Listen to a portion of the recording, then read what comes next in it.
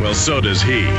He's Alex Jones on the GCN Radio Network.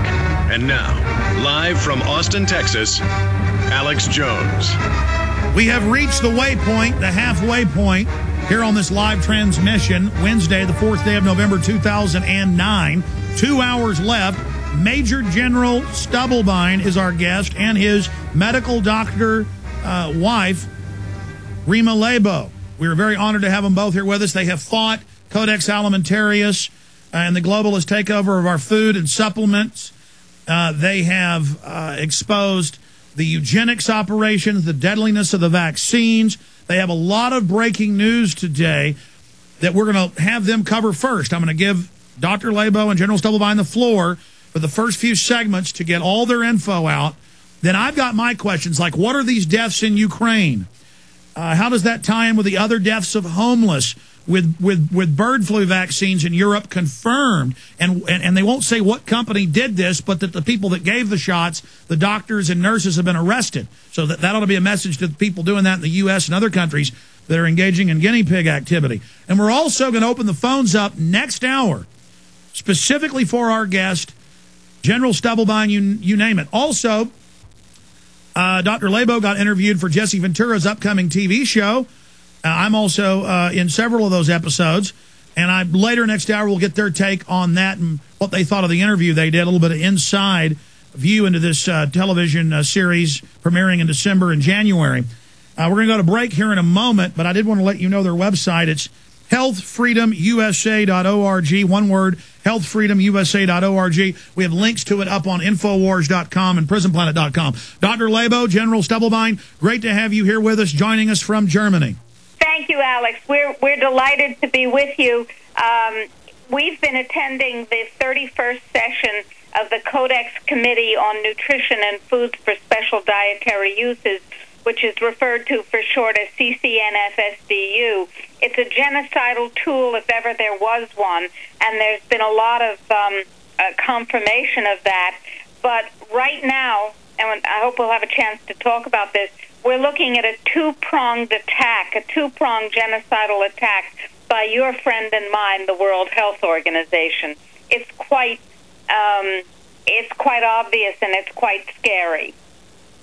Absolutely. And then I, of course, want to get the latest breakdown, the overview from the general about this eugenics program, what the whole flu vaccine push is about, the fact that people are in record numbers resisting it, and what you think is next in their game plan. But we're going to go to break in a moment, but go ahead and start defining the two-pronged attack and what Codex Alimentarius is for those that don't know. Codex Alimentarius is a United Nations commission which was created in 1962 at the request of convicted crimes against humanity war criminal Fritz Termeer, who was the head of Bayer Pharmaceutical before he became the head of IG Farben, the German civilian war machine arm, financed, of course, by the usual gang of suspects that we know. So when he got out of jail and went back to work as the head of Bayer Pharmaceutical, he called together the other pharmaceutical executives who used to work for him as underlings when he was the head of IG Farben, and he said, hey, let's suggest that the United Nations take over the world food supply. Let's write a letter and suggest that to him. They wrote that letter. He delivered it in 1952, and the United Nations said, what a cool idea. And they created the Codex Alimentarius, which means Food Code Commission, which is run jointly by the World Health Organization, WHO, of recent pandemic fame, and by the Food and Agriculture Organization. Their thrust has been to destroy the integrity of the world's food supply for the sake of pharmaceutical profits. All right, Dr. Laibow, General Stubblebine, stay with us. We're going to come back. I'm going to go over your bios briefly, and then we'll launch into Codex Alimentarius, what they're currently doing, taking over the food supply and the medicines and the nutrients, and then we'll get into the flu. Stay with us. Have you ever... Alex Jones. I have shown this article before, but I'm going to show it again because there were hundreds of these stories all over Europe. Hundreds alone in the Czech Republic where their top doctors came out and said, Baxter Pharmaceutical knowingly put bird flu and tried to put it in the vaccine supply. There's no way this was an accident. And then nothing happened. Then we learned that bird flu by an unnamed company was mixed in with vaccines all over and given in secret trials to homeless people. In one homeless shelter, they killed 21 people. This is the London Telegraph. Now, the reason I raise this is that we have CFR meetings that we've played clips of where they make fun of us and say there's no mercury, no adverse reactions, no Guillain-Barré's disorder, no sickness, no autoimmune, no deaths, when every major vaccine always causes this stuff. And when they do have these reactions, they say, well, that's part of the bad reaction, and we expect that to happen, and that's an acceptable loss, collateral damage. We have Dr. Rima Laibow, who is a top medical doctor, joining us, and her husband is Major General Albert N. Stubblebine III, U.S. Army retired. And to go over his bio is just amazing. He was known as an out-of-the-box thinker who was the head of special forces, the head of different intelligence groups. In fact, let me just read the bio so I don't get it wrong. And then for an hour and 50 minutes, we've got both of them live from Germany joining us today where they're fighting Codex Alimentarius, and we'll recap what that is, get into the flu, the swine flu, the bird flu, how school children everywhere are being forcibly inoculated, and the talking point when parents get mad or the kids go to the hospital, that's New York Daily News, is oops.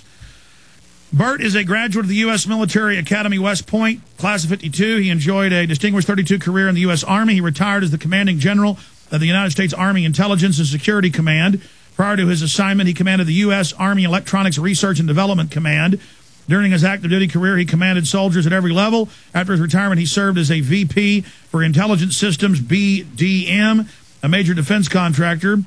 He brought these experiences to leading-edge medical research and development in collaboration with his wife, Rima Laibow, and then the bio just goes on and on and on.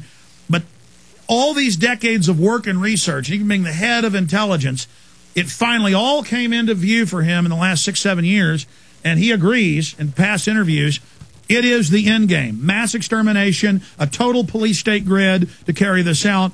And Dr. Laibow, who's treated heads of state, who she's talked to, who are aware of the extermination plan, and they say they're sad about it, but they have to carry it out.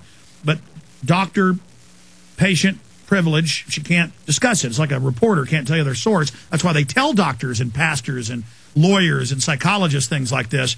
So they're both with us, and I don't know where to start with everything that's happening. Again, you're at Codex Alimentarius. Hit that first, what we're facing, then the flu, the forced inoculations that are going on covertly at an ambient level, being turned up slowly.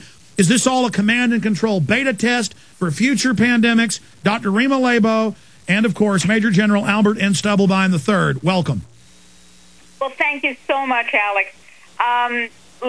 Let's finish talking about Codex, which I think is a long-term genocidal weapon of the globalists, and then link it to the vaccines, which is a shorter-term, immediate assault, but that's against the backdrop of the long-term poisoning of the immune system of the people of the planet.